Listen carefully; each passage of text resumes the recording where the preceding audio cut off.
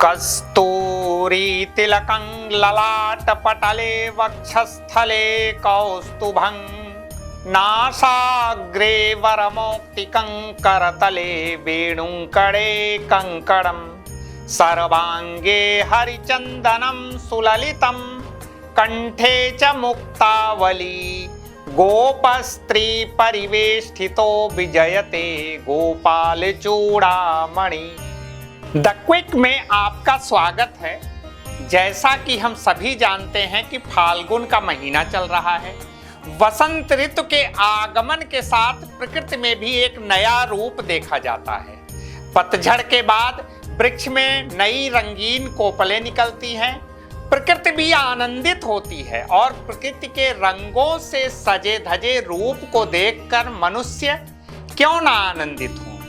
प्रकृति के रंगीन एवं आनंदातिरेक रूप को देखकर मनुष्य भी रंगीन हो जाते हैं। रबी की फसल तैयार होने का आनंद एवं प्रकृति का रूप देखकर आनंदित होकर मनुष्य फाल्गुन मास में आनंदोत्सव मनाते हैं। रंगों के साथ होली इसी का ही एक रूप है। आनंद का त्योहार है होली, रंगों का उत्सव है होली। अपने स्वजनों से मिलने एवं उनके हृदय में रंगों की तरह घुल जाने का आनंदोत्सव है होली। एक दूसरे से खुशियां बांटने का त्योहार है होली। इस वर्ष होलिका दहन का शुभ मुहूर्त दिनांक 13 मार्च 2025 को भद्रा के उपरांत रात्रि 10:37 के पश्चात है। जिस दिन होलिका का दहन होता है उस दिन पूर्णिमा का पूर्ण चंद्र रहता है। चंद्रमा को औषधि का देवता माना गया है एवं पूर्णिमा की रात्रि को चंद्रमा पूरे वेग से अपनी किरणों के माध्यम से धरती पर औषधि की वर्षा करते हैं। होली के समय रात्रि ठंडी और दिन गर्म होते हैं। यह समय आदर्श समय होता है बीमारियों की उत्पत्ति का एवं विषाणुजन्य रोग का। इस समय के मौसम में मच्छरों की प्रजनन दर भी बढ़ जाती है और उनके कारण से वातावरण में तरह तरह के विषाणुजन्य डेंगू एवं मलेरिया इत्यादि रोग फैलने लगते हैं। हमारे प्राचीन ऋषियों मुनियों एवं मनीषियों ने पूर्णिमा की रात्रि होलिका दहन का विधान बनाया है और उसको हिरण्यकश्यप की बहन होलिका से जोड़कर अच्छाई पर बुराई के जीत के सिद्धांत को प्रतिपादित किया है। लेकिन इसका कारण केवल इतना था कि हम इस शुभ मुहूर्त का लाभ उठाकर वैदिक परंपरा का निर्वहन करते हुए हम निरोग रह सके। होलिका दहन के शुभ मुहूर्त पर हम प्रकृति द्वारा शक्ति को प्राप्त कर अपने शरीर की रोग प्रतिरोधक क्षमता को बढ़ा सकते हैं। ज्योतिष के अनुसार चंद्रमा शरीर में श्वेत रक्त कणिकाओं का कारक ग्रह है जो हमारे शरीर की रोग प्रतिरोधक क्षमता को बढ़ाती है। प्राचीन समय में होलिका गाय के गोबर के उपले से बनाई जाती थी।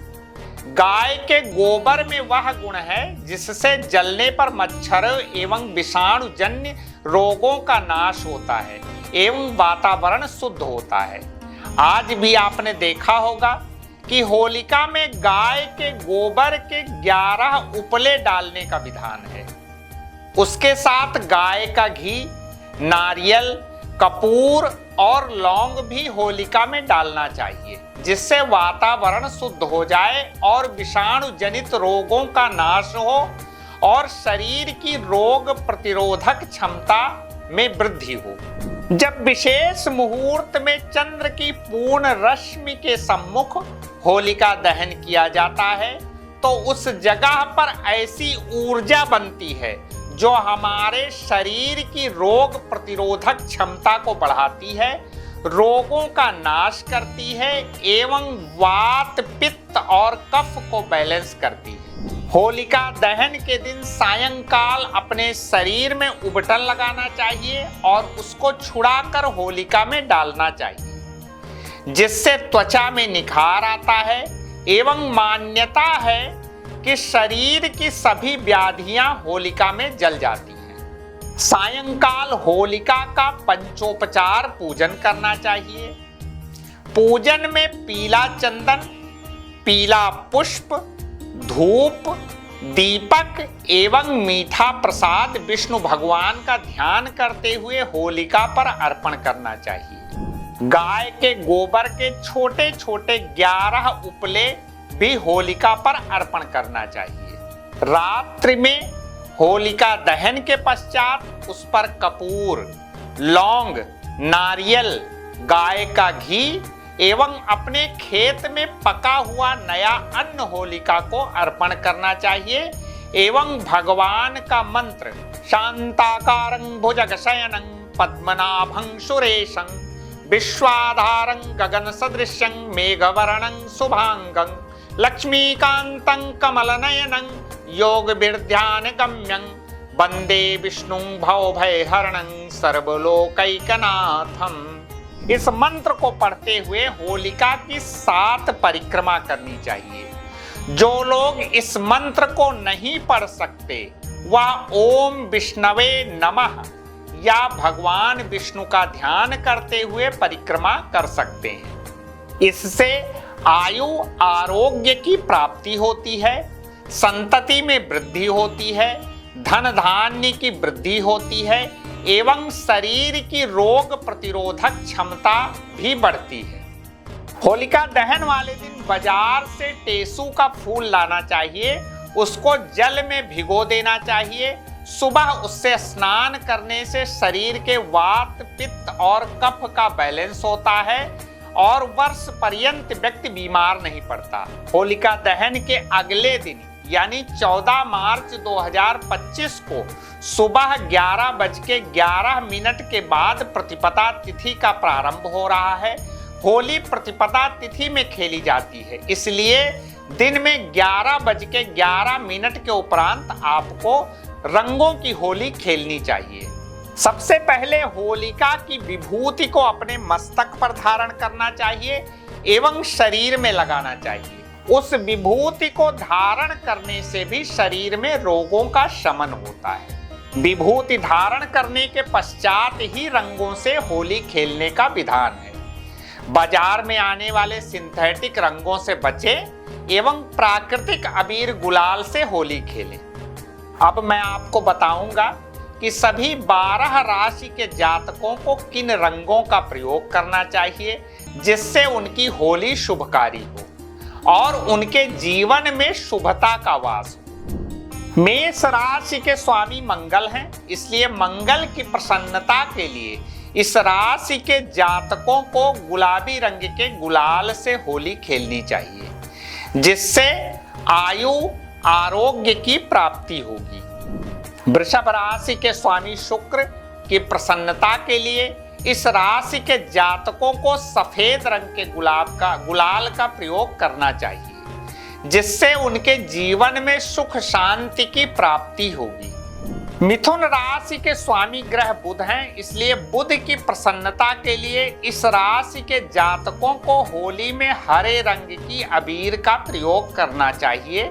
हरे रंग की अबीर के प्रयोग करने से बुध आपकी राशि में अच्छा प्रभाव देंगे एवं घर में सुख शांति आएगी, व्यापार में वृद्धि होगी।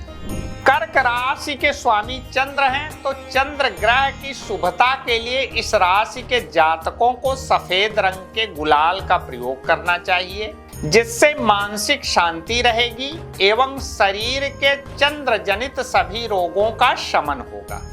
सिंह राशि के स्वामी सूर्य हैं, सूर्य की शुभता के लिए इस राशि के जातकों को लाल रंग के गुलाल का होली में प्रयोग करना चाहिए जिससे ऐश्वर्य की वृद्धि होगी और मान प्रतिष्ठा बढ़ेगी।